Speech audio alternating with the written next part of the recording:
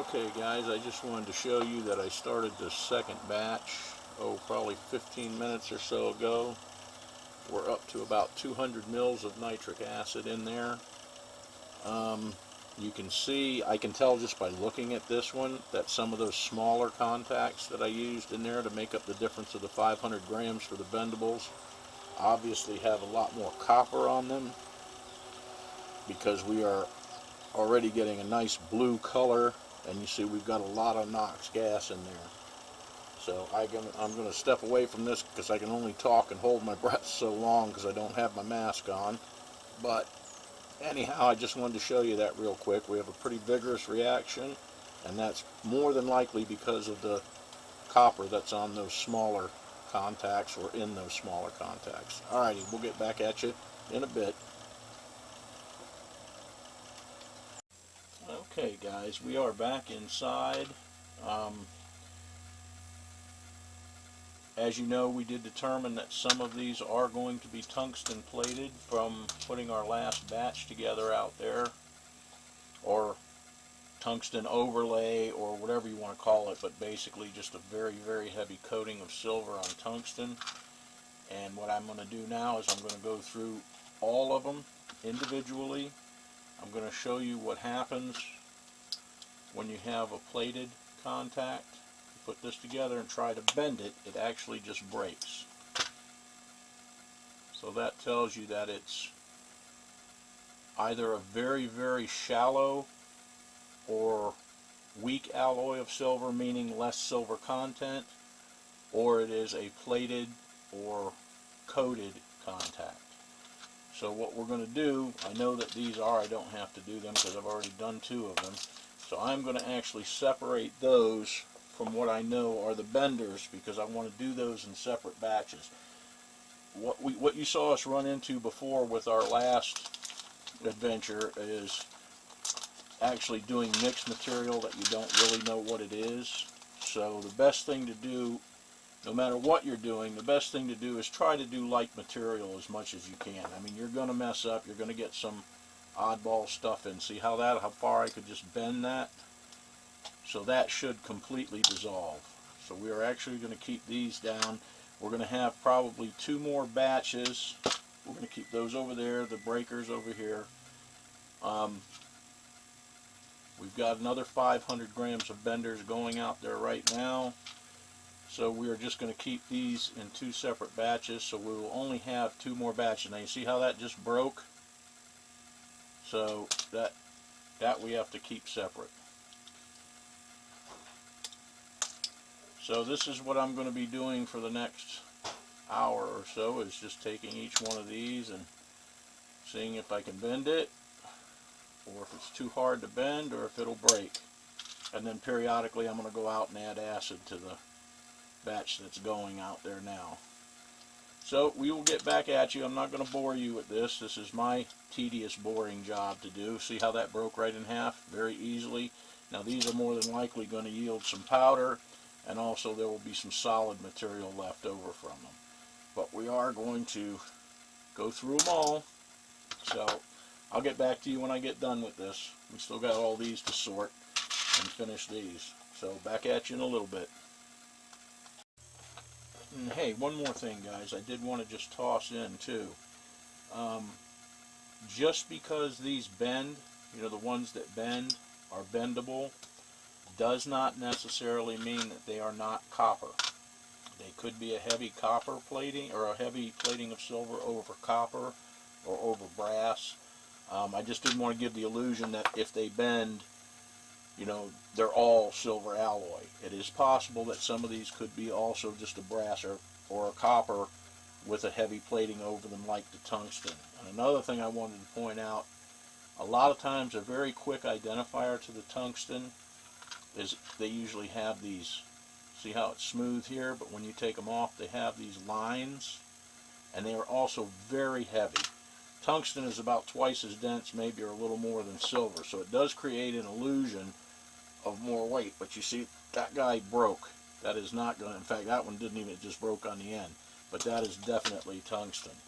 So many times you can identify these. They're going to be very dense, and they're also going to have these lines on them, where most of the time your copper or brass plated ones, which are few and far between, or your solid silver alloy ones that bend like that, are usually smooth on both sides.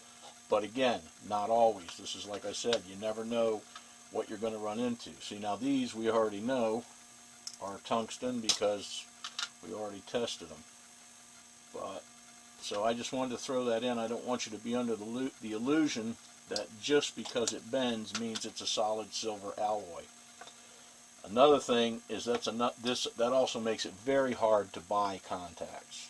I mean, if you're buying them on eBay or you're buying them from somebody, I mean, it is really hard to know exactly what you have unless you sit here and do exactly what I'm doing with each one of them. So, you know, just be cautious. Make sure you don't overpay for stuff if you're buying this material. If you get it for nothing, you know, if you're salvaging it yourself, then it doesn't really matter. You know, because you're still coming out of ahead of the game because you didn't pay anything for it. But just be aware if you're purchasing this stuff, you know, of what to look for. And you can see an obvious difference when you separate these, the difference in how they look. So anyway, I'm going to continue on. I just wanted to toss that in. I want to make sure you guys completely understood that just because it bends does not necessarily mean it is a solid silver alloy. It could be a copper or a brass or something else. Alright guys, back at you in a bit. Okay guys, we've got them separated. These are tungsten, very dense, very heavy compared to this. I mean, it's just like I said, because the tungsten is twice as dense as the silver. This is probably less contacts than in here, and half again or more maybe as heavy. But we have separated those, so we're going to do these in two completely separate batches. And then I want to show you something. This is where evidently someone tried to melt this, and I want to show you why it didn't work.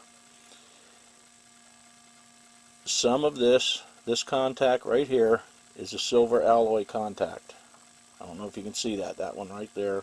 I believe this one is as well, but if you see this one sticking out the corner over here, that's a tungsten. So that is not going to melt. That's why a lot of times if you're trying to melt your contacts, you know, and you think, you know, okay, well, I've got this many contacts, even though it's not pure silver, I can melt them. If they are this, they are not going to melt. They're not going to melt. They're not going to dissolve in acid. They're just going to stay, you know, the silver will come out of them and off of them, but, you know, there's not a ton of silver on these. There's going to be much more silver in this single contact than probably 5, maybe even 10 of those. So, but that's why this blob is like it is, because there's actually, I think there's another little tungsten one here, but you can see the ones that started to melt. So you can tell that those were solid, but that has completely held its shape. Not even the edges are coming off of it, nothing at all. So that's how you can tell. A lot of times, like I said, they'll usually have a waffle pattern or something like that on them. But another thing too, when you try to melt these, you're actually vaporizing silver, especially if you're using a torch. So you are actually losing silver by trying to melt these tungsten contacts. Alright guys, I'm done with the contact lesson. I'm going to go outside and check our progress. In fact, I actually have to throw that one in with those because it's tungsten. And we will get back at you with something soon. I'm just trying to figure out exactly how I'm going to do this. I don't want to bore you guys to death with this. So, alrighty, we'll get back at you in a bit. Okay guys, I just wanted to come out and check this out. As you can see, our reaction is slowed to just about nothing. We're still getting a little bit of gas, and we got a little bit of bubbles in there coming up, but I'm going to go ahead and add that last bit of nitric acid right there. And then I'm going to leave this for the night, and I will get back out here to it in the morning. I have to put my gloves on before I do that, but I just wanted to show you what we have so far. That is our first batch The fluid has been filtered and is actually ready to drop. Like I said, I'm still debating exactly how I want to do this. If I want to do it all at once, because if I do it all at once, it's going to take a pretty good chunk of copper to drop out all that silver. Even though it's about 3 to 1, you get about 3 grams of silver to a gram of copper, but still, just between this one and this one, we're looking at a kilo. So I just haven't decided yet. If I can find a big enough container to do it in, I would really like to do it like that all at once, because I think it would be a really cool drop. But before we ever even stick copper in it, we are going to take a small little, you know, like maybe this little guy up here or something, and test it first to make sure. I'm going to do that from now on and make sure we're not going to be dropping lead like we did that last time and having to redo everything.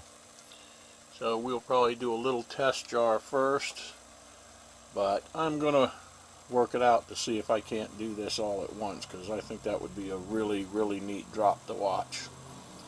Alrighty guys, we will get back at you in the morning. I'm going to add that last bit of acid and call it a night, because it is just blue cold out here.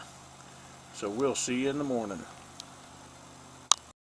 Okay guys, it is the next day. Once again, it is freezing cold out here, but as you can see, our reaction stopped. We have a little tiny bit of residue in the bottom of that beaker, which is to be expected. You know, it could be just dirt or anything else. I don't think it's anything important, and it's a very small amount.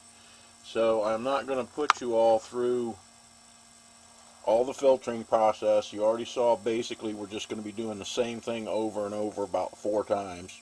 So I'm going to go ahead and get this filtered off. I may take a quick shot, show you how full our silver solution jar is getting, and then we're probably going to end this video out and start part 3. So let me get to that, and we will get back at you if anything exciting shows up. So back at you in a bit. Okay guys, I just wanted to show you that those other 2 are on.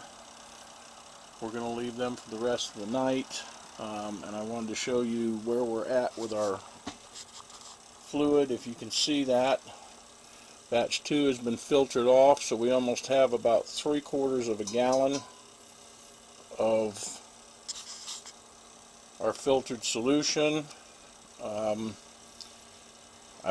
Like I said earlier, I really would like to try to do this in one drop. I don't know if I'm going to be able to, because I'm going to have to, this still has to be pretty much, not quite doubled, but almost doubled again. So I have to find a container that's going to be big enough, if we try to do this in one drop, that is clear glass so we can see it. So I'm working on that right now, but in any case, we're going to go ahead and end this video. This will be the end of part 2. We will start part 3 tomorrow. We'll be working with that stuff over there, finishing it off. I'll come out in the morning and see what's left, and if it needs a little more acid or not, and then we'll be filtering that off. But anyway, that's where we are. We've got, like I said, about 3/4 of a gallon. So this will be the end of part 2, and we will start part 3 tomorrow. Alrighty guys, have a good one.